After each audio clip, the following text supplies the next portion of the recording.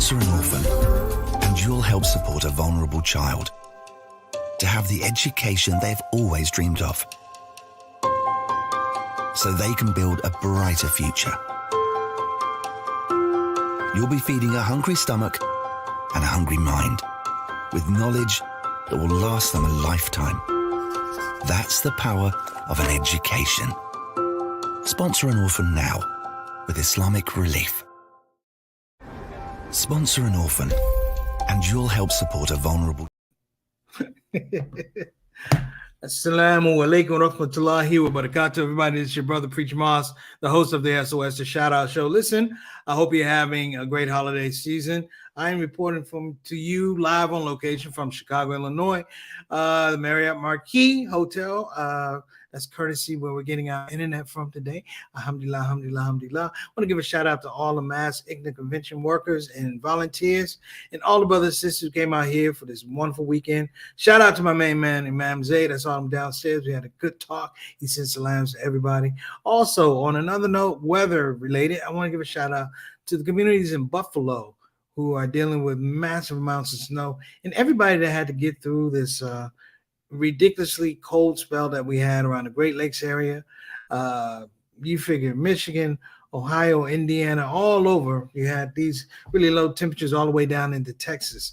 So I just want to give a shout out for everybody that persevered. It was not easy. It was not safe in some regards. So for that, I want to make sure we do that. And I also want to send out special du'as for those who sadly perished as a result of these weather conditions.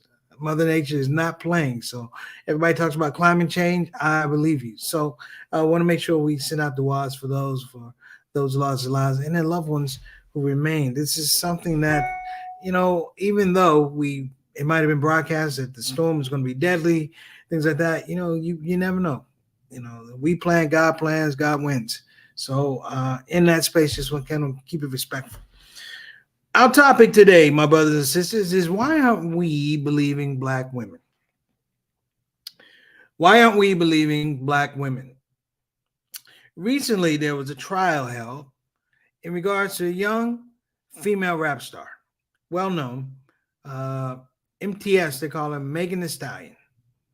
Now, I ain't gonna lie and tell you I follow Megan Thee Stallion's records, or I have her in my phone. I do not have her in my phone.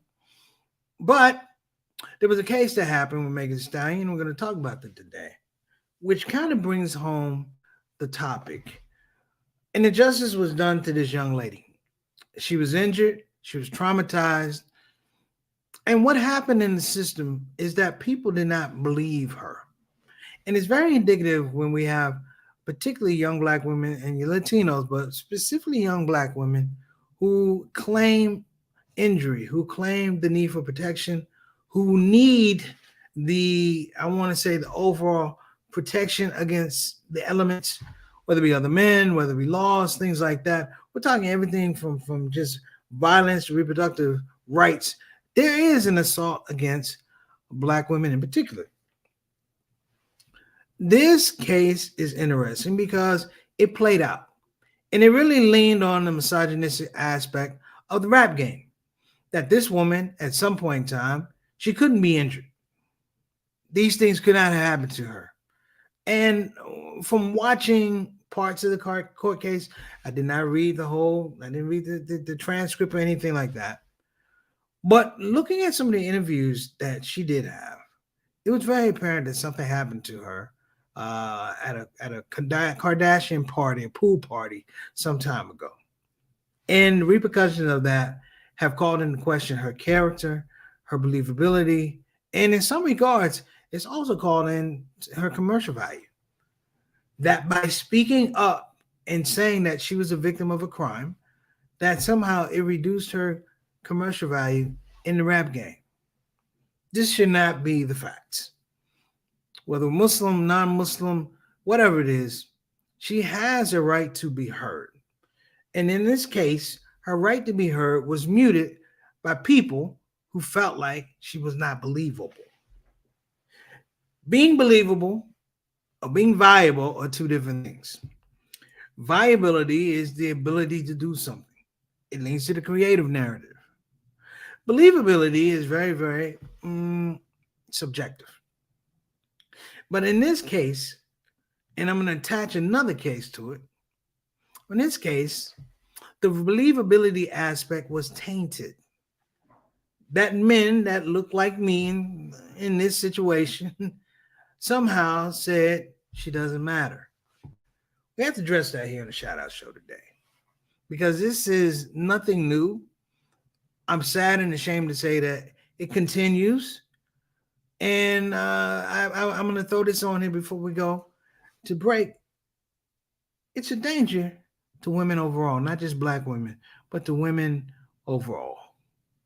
You're here on the Shout Out Show. We're talking about why aren't we believing black women? We'll be right back.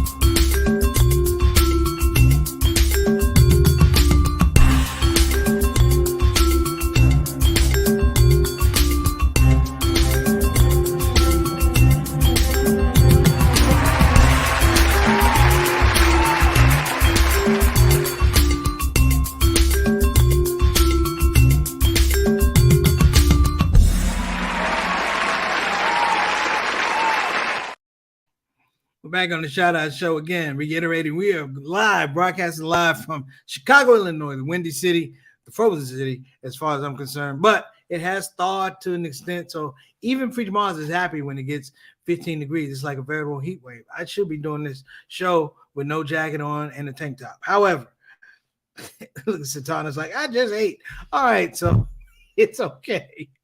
Before we get into our topic today, let's welcome a Shout Out Show family, a Shout Out Show soldiers. Stars in the building. We got Brother Altaf, Mr. 6 o'clock, straight up, straight down. Wa alaikum assalam.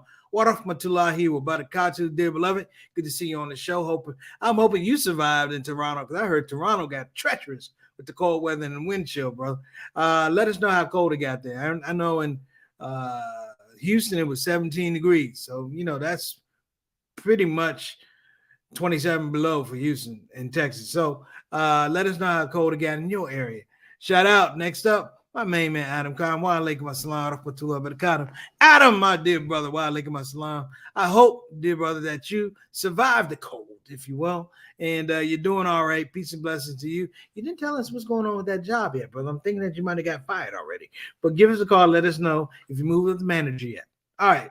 Next up, my dear sister, Sonia Salahuddin Dalton. What's going on, dear sister? She says, I'm in her home city. Yes, I am parked right out here in Martin Luther King in a nice warm room. Alhamdulillah, alhamdulillah. And peace and greetings to you.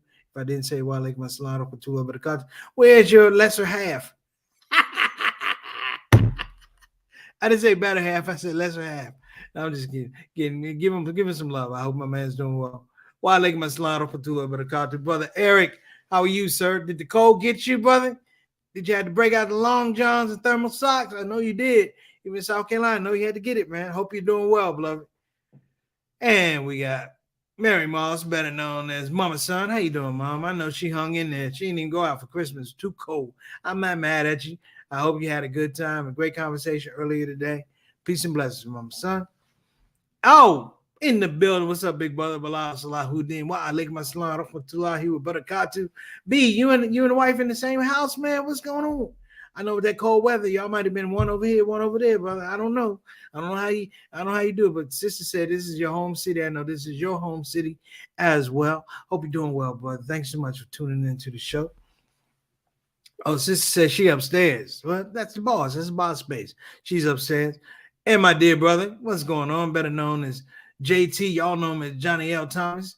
I hope you got some rest, beloved. Wa alaikum assalam rahmatullahi wa barakatuh. I hope you got some rest from all the grandchildren, brother. I saw you working with the grandbabies. I got tired.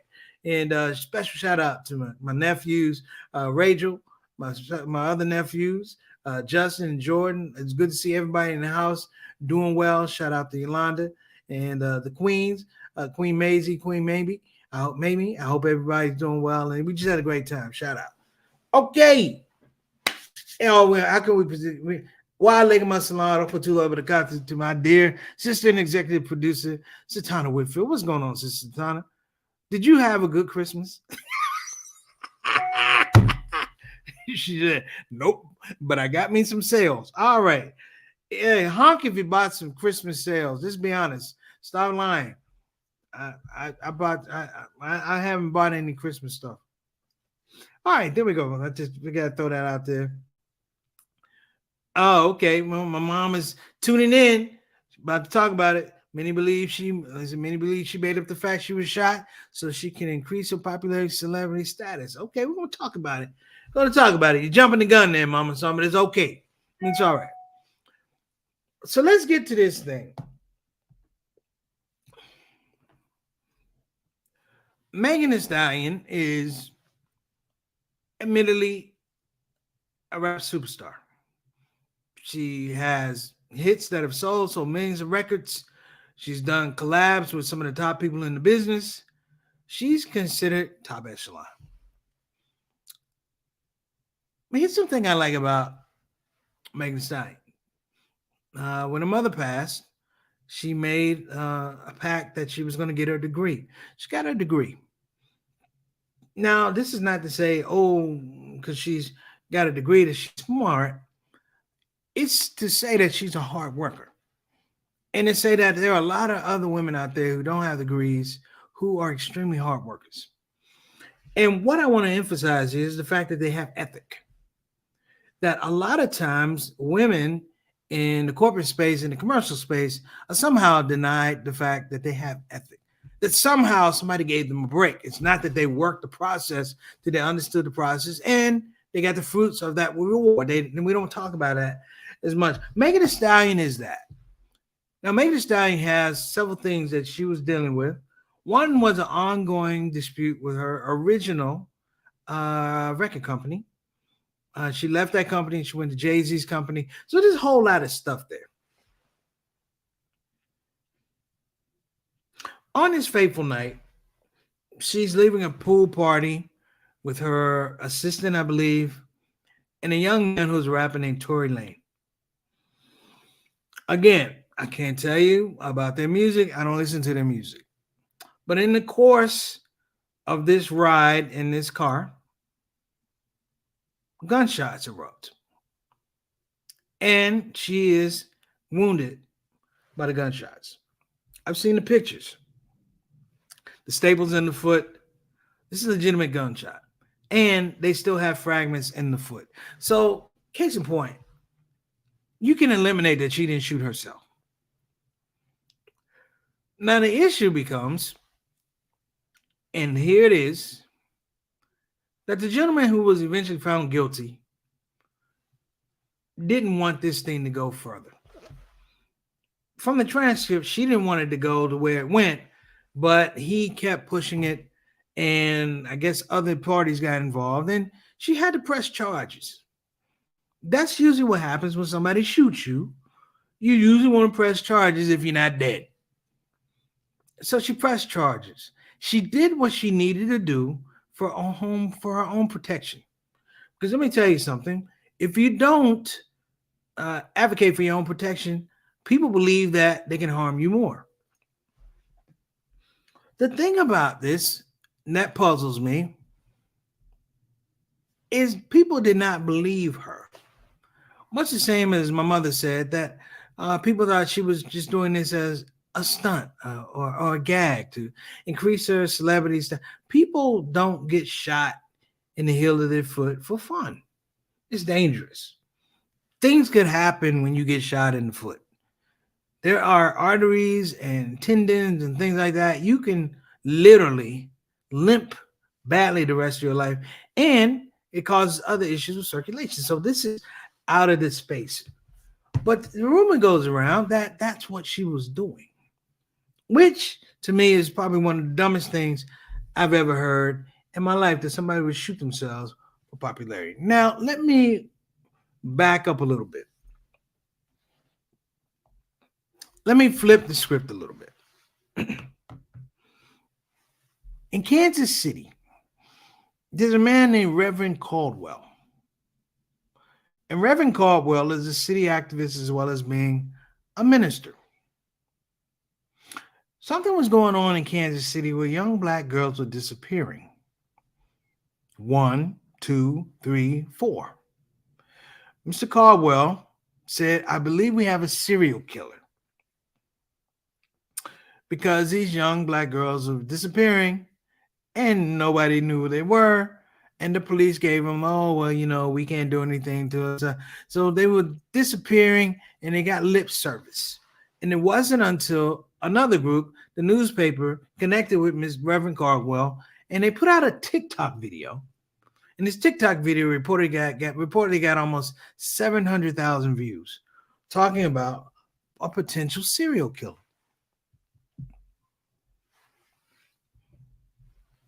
Nothing happened until one fateful night. Again, we're only believing these black women in crisis, which is astaghfirullah. A young girl shows up. It's a place called, I think, Excelsior Hills, right out, a little suburb area right outside of Kansas City. A young girl shows up on a neighbor's front porch. She is emaciated. She has a dog collar around her neck. She has latex stuff on. She's emaciated.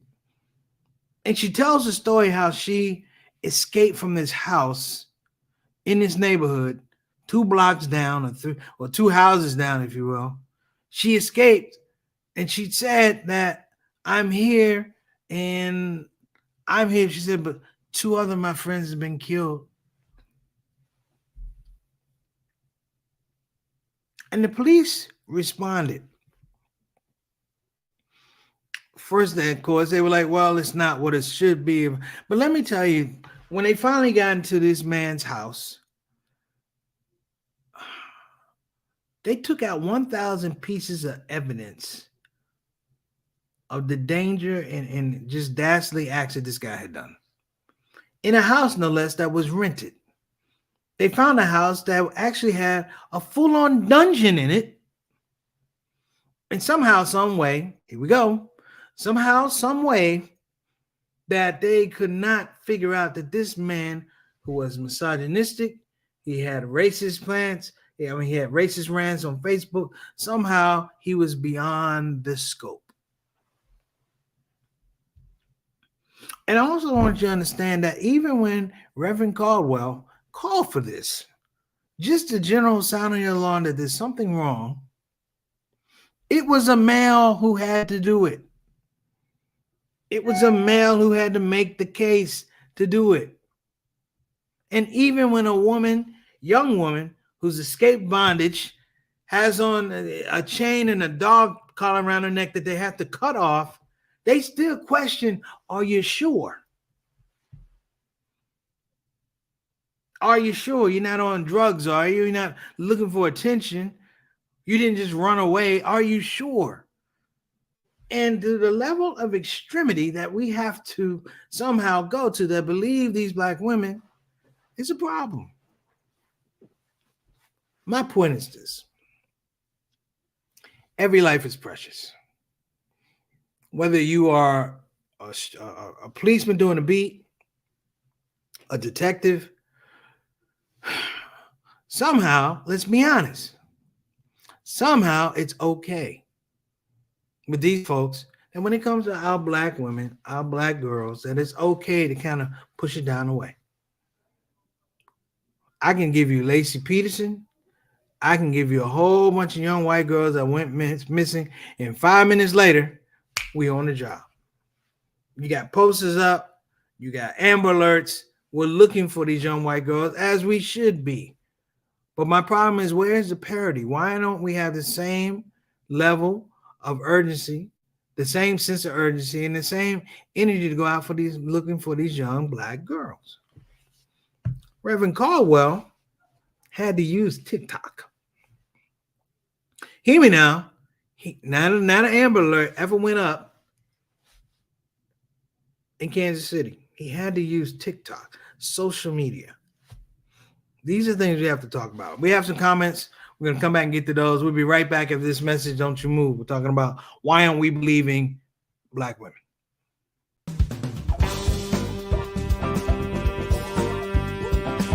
Hey, babies. Welcome to Radio WCUC, Convenient Urgent Care, home of the smart patient. This is DJ What It Do. You know what time it is. It's the top of the hour, and the request lines are open.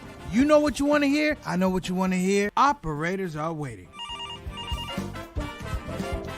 I just got to hear, don't get the COVID. Don't get the COVID. Put your mask back on. The Delta COVID, more contagious than before. Don't get the COVID. Go on and get the vaccine. You know that it can keep you safe, and your people living up in your space. Don't get the COVID. You need to wash your hands. The Delta COVID is more deadly than before. Don't get the COVID. Go on and get your vaccine. You know that it can keep you from dying. Don't leave your family all alone and crying. Don't get the COVID. We invite you to join our fight against COVID and against misinformation. It's time to listen to the doctors and trust the science. When I think of people dying that don't have to die, it makes me sad. Now's the time to be sober. Together we can make this thing over. Let's fight the COVID. Convenient urgent care, home of the smart patient.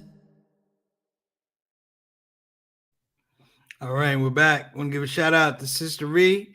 Assalamu alaikum warahmatullahi wabarakatuh, tuning in from Michigan. We appreciate you, sister.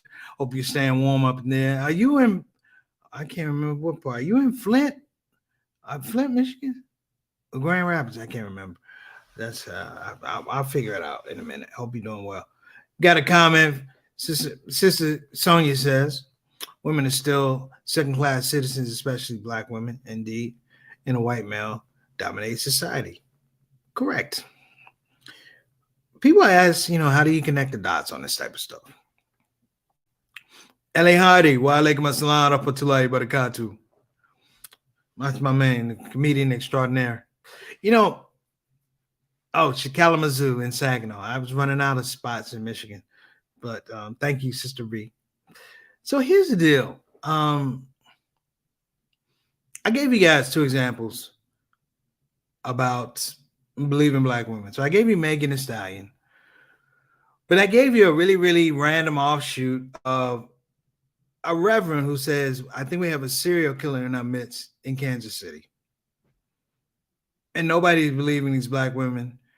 And you can't believe the Black women that disappeared because they can't speak for themselves, which also talks to another level of emotional intelligence about how we protect. See, when you don't believe Black women, then there's no priority to protect them. There's no call to action to round up the troops to make sure that they're watch groups, making sure that when sisters walk to their cars, that they have, they're either in a group or brothers are walking to their car. You see what this is saying? It said that they're going to be all right. Don't worry about it. And in some regards, and I believe in Black women, you say the problem is the Black women, but they also say the problem is you. You're worried too much. One of the greatest serial killers in our midst happened in Atlanta, the Atlanta child murders. Now, if you want to figure out not listening to Black women, they weren't listening to Black mothers. So in the scope of the child murders in Atlanta that accumulated, when they went to the mothers, they found what I like to say, particularly with discernment that said that their credibility wasn't strong. That somehow the children were gone because they were bad mothers, not because they had been abducted.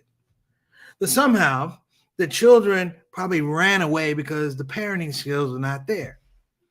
These were legitimate talks, if you will. These were legitimate talking points as to why they didn't really pursue the quote-unquote killer. Even to this day now, I don't know if they actually have the right killer for the Atlanta child murders. I don't even know. It was such a bad case. And over and over and over and over and over, you begin to see that this thing is problematic, that this becomes a hitch point. And this is the way that we are treating them. I'm talking about in religious communities. I'm talking about in the business world. This thing is over and over and over and over again. So the roundup, if you will, because I just gave you guys 3 incidents. Of course, 1, Megan Thee Stallion, 2, Kansas City, and the child murders in Atlanta. So what's the tie-in with this? The tie-in is that over a period of time, there's a quotient of assessment, and then there's a quotient of evaluation of Black women. Assessment and not evaluation, but evaluation. Literally, you're saying, what's the cost? What's your value? And in the business world, if you can't present your case, if you can't lend credibility to what it is you do and what you say, then you're not going to have much value.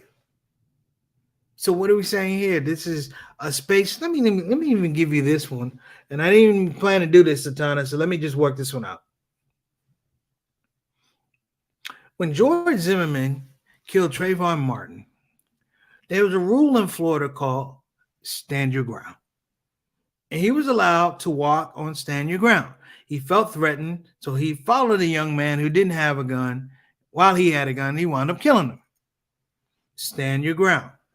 Here we go. There's another case down in Florida of a Black woman who was repeatedly abused, repeatedly assaulted, traumatized, beaten. She shot at a man, didn't kill him, shot at a man, and she didn't get the same consideration for stand your ground, despite the fact they had a bevy of charges against this man, protective orders, because she shot the gun. And she said, I felt threatened. I've been beaten. I've been traumatized. I've been assaulted. They did not give her the same consideration for stand your ground, and she's in prison as we speak today.